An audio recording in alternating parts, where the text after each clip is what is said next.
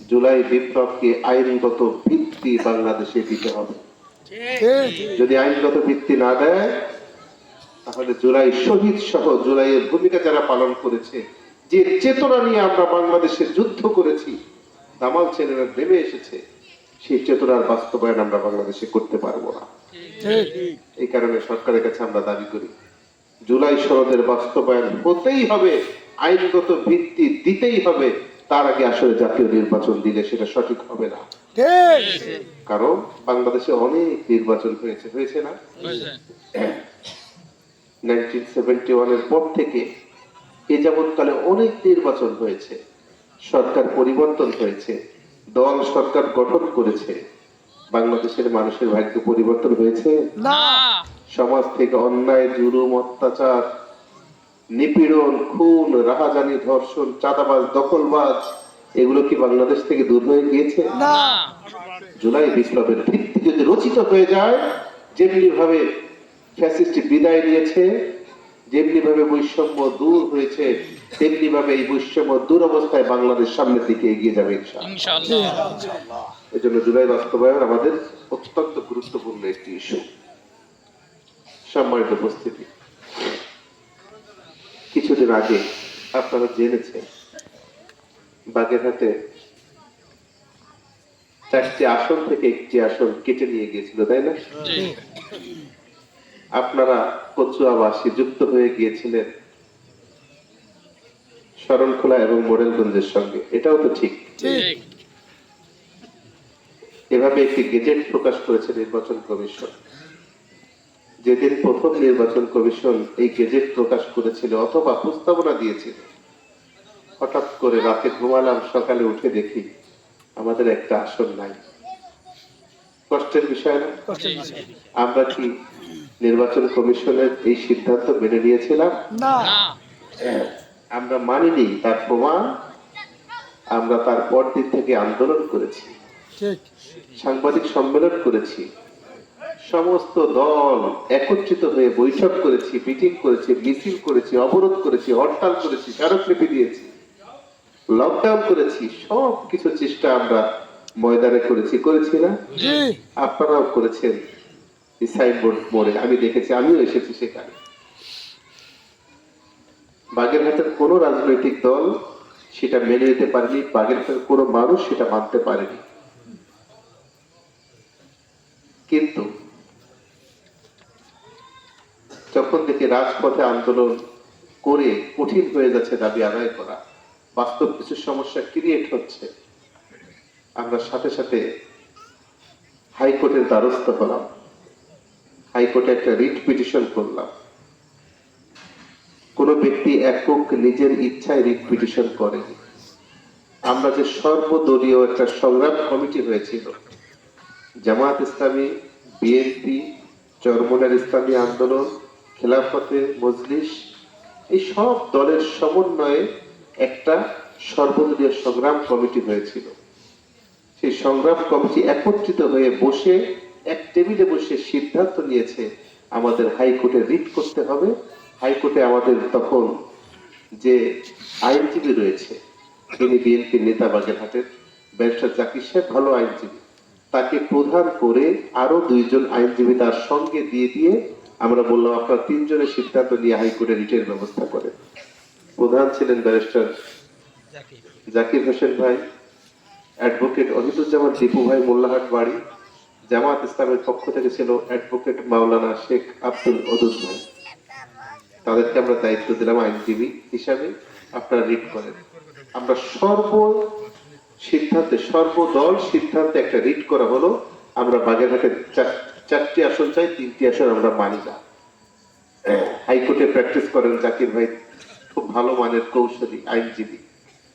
তিনি দক্ষতার পরিচয় দিয়েছেন, চমৎকার ভাবে তিনি যুক্তি তর্ক উপস্থাপন করেছেন। আমরা তাকে সবাই মিলে দায়িত্ব দিয়েছি, যথাযথভাবে দায়িত্ব পালন করে রাষ্ট্রকে বোঝাতে সক্ষম হয়েছেন বাগেরহাটের জন্য 4টি আসন প্রয়োজন।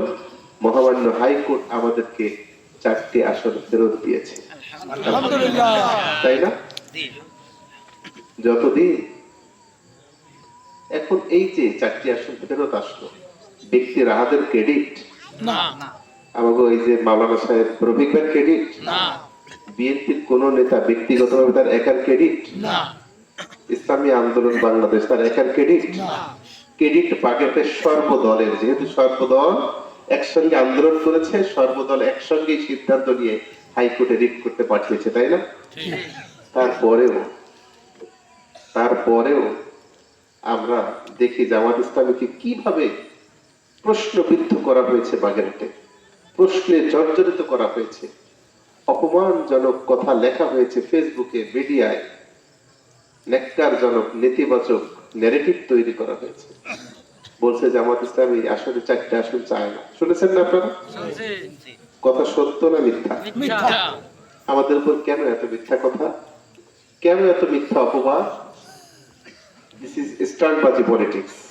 এটা হচ্ছে রাজনৈতিক অপপ্রচার, রাজনৈতিক ভাবে জামাত ইসলামীকে খাটো করার জন্য এই কথা বলে। কিন্তু জামাত ইসলামী রাজনৈতিক ভাবে কখনো খাটো হয় না, দিন দিন আরো বেশি বৃদ্ধি পায়। জামাত ইসলামী 1941 থেকে শুরু করে আজকের দিন পর্যন্ত কোনোদিন সুযোগ সুবিধা নিয়ে একেবারে গায়ে বাতাস লাগিয়ে সংগঠন করেনি।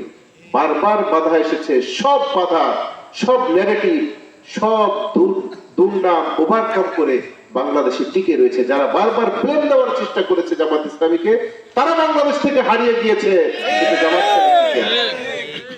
এই কারণে ভবিষ্যতেও যদি কোনো ব্যক্তি, কোন প্রতিষ্ঠান, কোন দল, কোন সংগঠন জামাত ইসলামী অপরাধ না করার পরেও বারবার বারবার বারবার বারবার অপরাধী সাজানোর চেষ্টা করা হয়, তারাও ফ্যাসিস্ট সরকারের মতো বিদায় নেওয়ার জন্য প্রস্তুতি গ্রহণ করে থাকে। এটুকুই বলতে চাই। শুধু মিথ্যা অজুহাত দিয়ে লাভ কি? মিথ্যা কথা বলে লাভ কি? কত চমৎকার ভাবে আমরা সভ্যতা বজায় রেখে দীর্ঘ 2001 সাল থেকে 2024 সাল, কম বছর, 22 থেকে 23 বছর কাঁধে কাঁধ মিলিয়ে একসঙ্গে কারাগারে গিয়ে, একসঙ্গে রাস্তায় মিছিল মিটিং করে, আপনার বাড়িতে আমি লুকিয়ে, আমার বাড়িতে আপনি লুকিয়ে, হাতে হাত বেঁধে বুকে বুক মিলিয়ে ফ্যাসিস্ট বিদায়ের জন্য নিজের জীবনকে উৎসর্গ করার জন্য প্রস্তুতি নিয়েছি। আর আজকে সামান্য কারণে, একটু ক্ষমতার দ্বন্দ্বের কারণে, একটু আপনার পাওয়ার লেস হয়ে যাওয়ার কারণে, আপনার প্রতিদ্বন্দ্বিতা করার কারণে আপনি আমাকে শত্রু মনে করছেন কেন? মেহেরবানি করে শত্রু মনে করবেন না। আমরা আপনাদের শত্রু নই, আমরা আপনাদের বন্ধু, শুভাকাঙ্ক্ষী। ফ্যাসিস্ট বিদায় দিয়েছে বাংলাদেশ জনগণকে, আমরা পাওয়ার ফিরিয়ে দিয়েছি, স্বাধীনতা দিয়েছি। জনগণ স্বাধীন, জিম্মি নয়। এই জাতি, এই সমাজের মানুষ আর জিম্মি হোক, এটা আমরা দেখতে চাই না।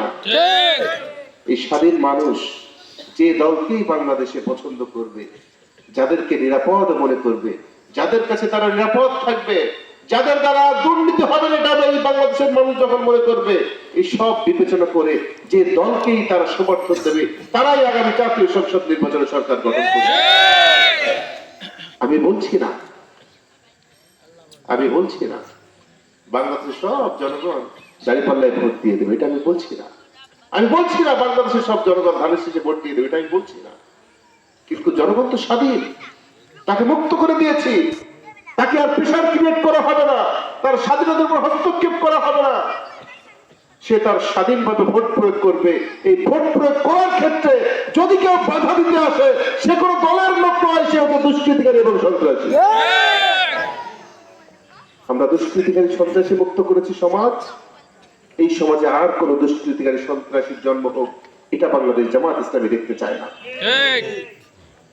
সম্মানিত ভাইরা, এই কারণে যারা শুধু শুধু অন্যায় ভাবে আমাদের দোষ খোঁজার চেষ্টা করে, আমরা যদি সত্যি দোষী হয়ে থাকি বলেন, উই হ্যাভ নো প্রবলেম, কোনো সমস্যা নেই বলেন। কিন্তু আমি দোষ করছি না, করবো না, কেন আমাকে দোষ দেন? তবে আমরা মন খারাপ করি না।